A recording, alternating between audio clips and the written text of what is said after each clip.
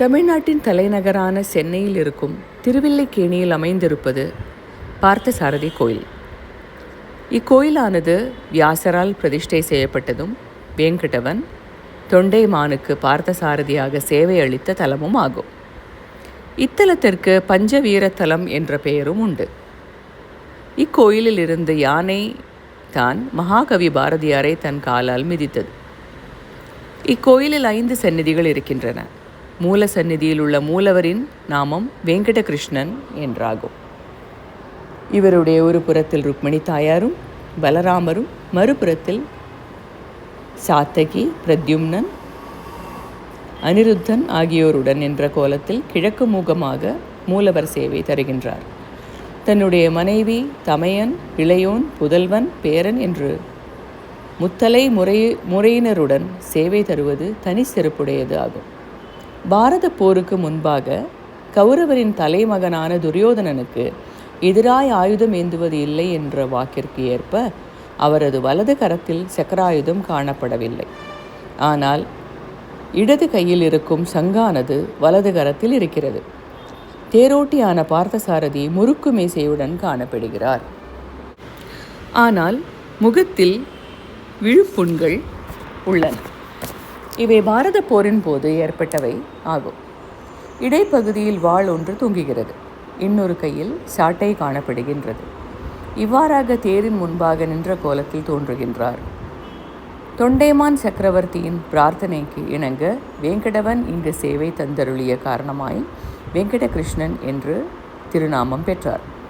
2ஆம் சன்னதியில் கிழக்கு நோக்கியவாறு மூலவர் அரங்கநாதன் கிடந்த கோலத்தில் சேவை தருகிறார். இவருக்கு மணநாதன் என்ற மற்றொரு பெயரும் உண்டு. தாயாருக்கு வேதவல்லி என்று பெயர். திருவல்லிக்கேணியில் முன்பொரு காலத்தில் துளசி செடிகள் மண்டி கிடந்ததாம். இப்பகுதி அடர்ந்த காட்டுப்பகுதியாகவும் இருந்திருக்கிறது. இங்கு ஒரு வந்தன மரத்தின் அடியின் தாயார் குழந்தை வடிவத்தில் தோன்றியதாகவும் அக்குழந்தையை பிறகு முனிவர் எடுத்து சென்று வேதவல்லி என்று பெயரிட்டு வளர்த்து வந்ததாகவும் திருநாராயணன் ராஜகுமாரனாக உருவெடுத்து வந்து தாயார் வேதவல்லியை மனம் புரிந்து இத்தலத்திலேயே தங்கிவிட்டதாகவும் கூறப்படுகின்றது. 3ஆவது சன்னதியில் தனது வாகனமாகிய கருடன் மீது அமர்ந்தபடி வரதராஜ பெருமாள் சேவை தருகின்றார். அவரது மறுபெயர் தேவப்பெருமாள் ஆகும். கிழக்கு நோக்கிய சன்னதி ஆகும். 4ஆவது சன்னதியில் மேற்கு புறமாக நோக்கியபடி அழகிய சிங்கரனான நரசிம்மர் வீற்றிருக்கும் கோலத்தில் மூலவர் சேவை தருகின்றார். நரசிம்மரின் சந்நிதிக்கு அடுத்தபடியாக ஆண்டாள் சந்நிதி உள்ளது. 5ஆவது சந்நிதியில் தெற்கு நோக்கியபடி சக்கரவர்த்தி திருமகனாக ஸ்ரீ ராமர் நின்ற கோலத்தில் சேவை அளிக்கின்றார். மூலவருடைய சீதா பிராட்டியார், பரதன், லக்ஷ்மணன், சத்ருக்னன், ஹனுமன் ஆகியோருடன் சேவை தருகின்றார்.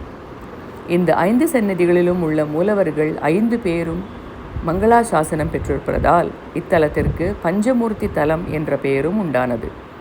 திருமங்கை ஆழ்வார் 10 பாசுரங்களாலும், பேயாழ்வார் 1 பாசுரத்தாலும், திருமழிசை ஆழ்வார் 1 பாசுரத்தாலும் மங்களாசாசனம் செய்துள்ளனர். இக்கோயிலில் உள்ள அல்லிக்கேணி புஷ்கரணி தீர்த்தத்தில் எந்திர, கோம, மீன, அக்னி, விஷ்ணு தீர்த்தங்கள் 5ம் சூழ்ந்திருப்பதாக கூறுவது உண்டு. கோயில் குளத்தில் அல்லி மலர்கள் அதிகமாயிருந்தபடியால் அல்லிக்கேணி என்ற பெயர் பெற்றது. இக்கோயிலில் முன் மண்டபங்கள் முதலில் உள்ளன. அடுத்து மகாமரியாதை மண்டப வாயில் உள்ளது. இதன் மீது ராஜகோபுரம் அமைந்துள்ளது. 5 நிலைகளும் 7 கலசங்களும் கொண்ட கோபுரம் சில வருடங்களுக்கு முன்பாக புதுப்பிக்கப்பட்டது.